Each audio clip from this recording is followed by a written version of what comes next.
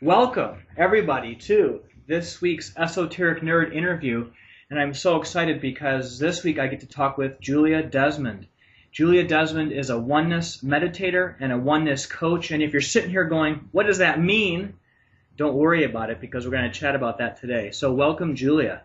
Thank you, Dave. It's really wonderful to be here. And hello to everyone else. Awesome. Yes. Well, thank you. So let's get right to it. I happen to be a big believer, and I'm very excited about all this stuff, all this Oneness University stuff. Why don't you just start by telling us a little bit about what that means to be, what is this oneness phenomenon that's been going on all over the world, really? Absolutely. Well, that's a great question. The oneness phenomenon is happening right now. It's a phenomenon that's taking place all around the world, with all the different cultures and religions and every path it's affecting. It's actually the awakening that's happening right now on the planet. And the oneness consciousness is actually descending into mankind. What is oneness consciousness? It's a higher form of consciousness that is bringing mankind into higher states of consciousness. There are actual shifts that can happen in the brain to move a person from separation consciousness into oneness consciousness, into unity consciousness. Beautiful. So why don't you, let's talk about that, because I love that word. There's something about the word awakening that just, I don't want to stop saying it. And you also mentioned something along the lines of separation consciousness and awakened consciousness. And I've heard some things about actual shifting in the brain that's going on. So why don't you talk a little bit about that? Because to me, this is really what it's all about, you know? Well, sure. The basic premise is that our inner world affects the outer world. So if we are coming from a lower state of consciousness, whether we're in separation or anxiety or depression, we're actually affecting the outer world. So the benefit for us to then shift internally is to affect the outer world. So we have tools now that can help bring this neurobiological shift of awakening in the brain. Actual neural pathways are being rewired when a person experiences the shift of awakening. And that brings a person into a higher state of consciousness, into oneness. It's affecting various parts of the brain that have laid dormant within our existence. So for example, the frontal lobe is highly active once a person becomes awakened. The frontal lobe is the lobe of the brain where enlightenment resides, where peace, joy, bliss. So wouldn't we all like a little bit more of that in our life? I know I would. Hey, can't beat that. Exactly. So it sounds like, I just want to interrupt you for a moment. It sounds like it's sort of a whole new way of perceiving, of bringing information into the body through the senses and then processing information in our brain. And I don't know if you've heard this sort of language, but it's almost like a change from this reptilian limbic system of fight or flight thinking to this really a whole new way of processing and experiencing the world. Oh, absolutely. Yeah, I've definitely heard that. We move from reactive into responsive mode. Yeah. We definitely want to be able to respond to life situation and not be reactive. Beautiful. So we have a nice, or at least a better idea now what this awakening means, and it's exciting to talk about. So my next question is, gosh, I have so many questions. I got to pick now. Let's stick with this. I'll ask you, in your opinion, what should the average person out there watching this video who wants to experience this, who wants to move their life towards awakening, what are the first couple of things they should be thinking about doing? Well, I think it's first to remember that one person does make a difference. When we do look at the outer world and some of the situations going on, a person might feel overwhelmed. But actually, one person does make a difference. When one person experiences this shift, we affect 100,000 people around them. Beautiful. So the tools that are gifted to us right now that can bring this shift of awakening very accelerated are gifted from the Oneness University in southern India. And there are terms that you may have heard, Diksha, or the oneness blessing, the oneness meditation, or any of the oneness processes can actually come in and help bring that shift in the brain to move you into higher states of consciousness. It's actually very empowering to know that the shift has to happen with us first. Yeah. So we actually do make a difference. Well, I love that. I love that idea. That sort of goes along with that old quote, clean up your own backyard before you go knocking on your neighbor's door. I love it. One of my favorites. So someone jumps online and they're going to maybe Google Oneness University or a Oneness organization. Is that the best way to figure out what's going on in my hometown, or what do you think? Absolutely. absolutely. Go to the national website, oneness.usa.org, and you can find a oneness trainer in your area, whether you're in San Diego or San Francisco or New York. There are literally oneness trainers all around North America, and tap into them, and then they can move you into the right place. Okay, so here's the question. What if I'm Buddhist, or I'm Catholic, or I'm an SRF follower? What do I do here? Because, is this something new? What am I doing? Exactly. Please know, Diksha is not a path. Diksha is simply a tool to help us move into higher states of consciousness. It's an energy. It's divine consciousness to move anybody on whatever path that they're already on into a more of accelerated way. It actually taps you into your own divine. So if you grew up Catholic or Christian, it will put you deeply in touch with Christ consciousness or Mother Mary. If you're Buddhist, it will put you deeply in touch with the consciousness of the Buddha. And that's what's so freeing and empowering about this. It's like the frosting on top of the cake. We already have the cake. We already have our spiritual practice. Wouldn't we all just like a little bit of frosting to bring that accelerated growth? Frosting is my favorite part. Me too. Awesome. Well, thanks. So how did you come across oneness? And actually, let's not go there yet. Let me just ask you, was coming into contact with oneness your first journey on the spiritual path, or do you feel, when did you begin on this spiritual journey? What was the first time that you thought, wow, spirituality, there's things going on in my life? When did that begin? It began as a very small girl. I grew up with a mom who's very in touch with the mystical side of life and nature. So I actually grew up in nature and communicating with the universe. I actually had a very powerful bond with my own presence growing up. I could feel the divine presence in my body. And then I became actually very lonely. In my teenage years, I felt isolated from the world. So I tapped into this presence and started talking to the universe and asking questions, asking for direction.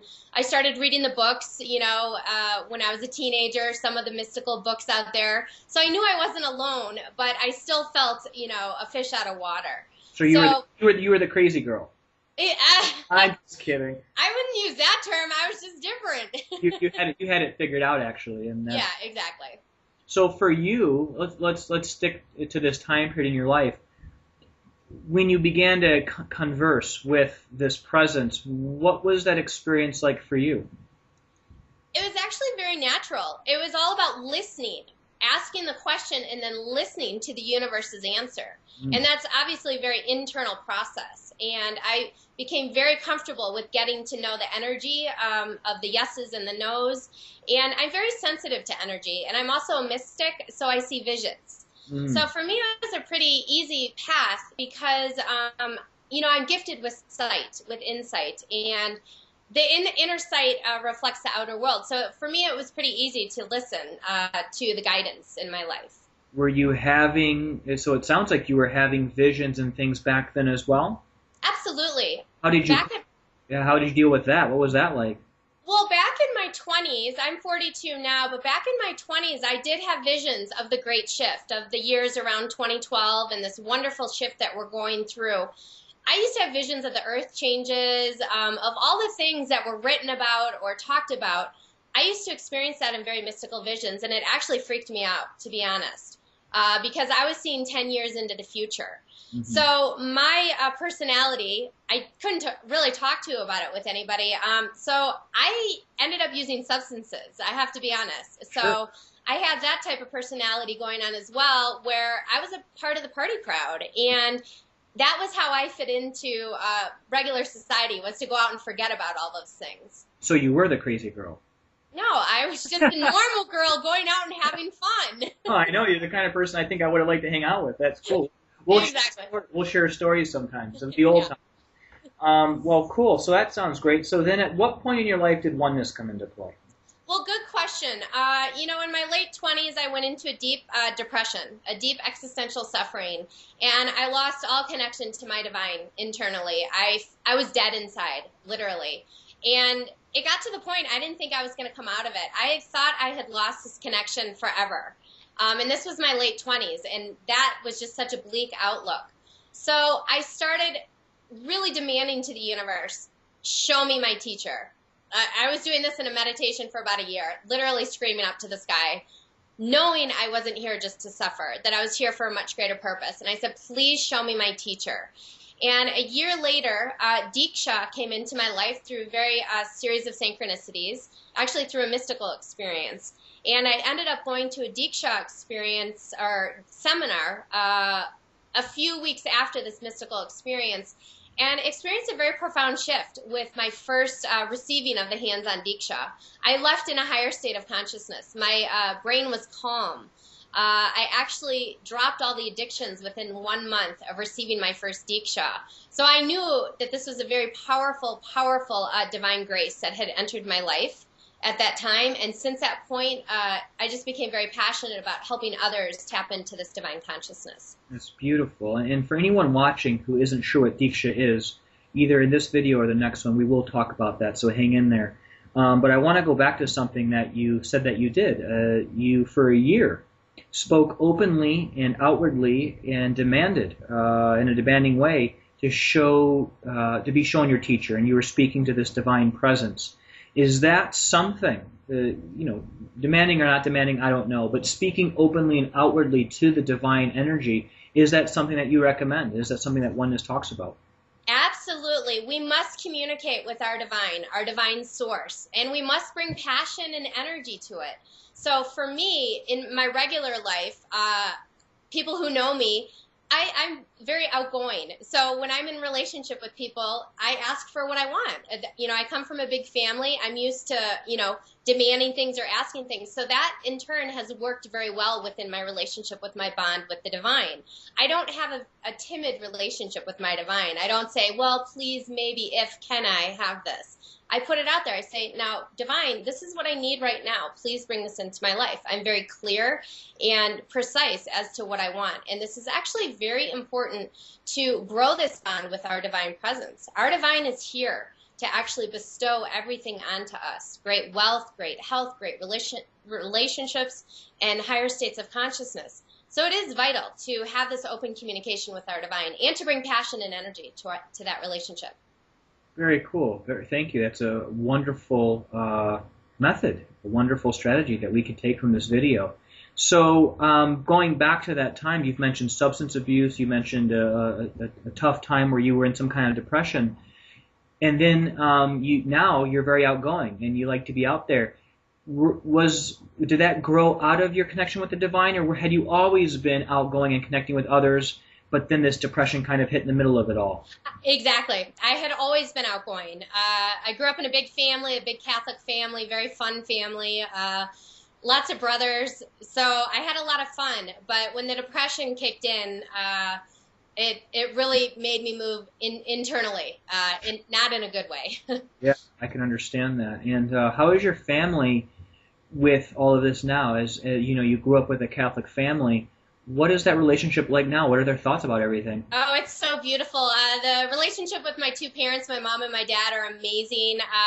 My dad loves to receive the hands-on Diksha because it calms his mind. He sees what it's done to me. My parents were very worried about me when I went through depression. I mean, as any parent would be. And when they saw me pop out of it and then move into a teacher role, spiritual teacher role, to help others and to really give back, then they knew something very important had come into my life.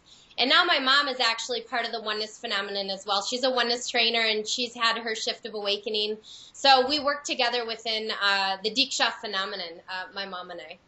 Beautiful. And another great example of how the Oneness University, the Oneness phenomena, the support that the Oneness University is giving to people to awaken, it doesn't matter what culture, what religious background, what spiritual following you have, it's for everybody. So we're going to end the first video here and hang in there and watch that second video, because we're going to start by talking about Diksha.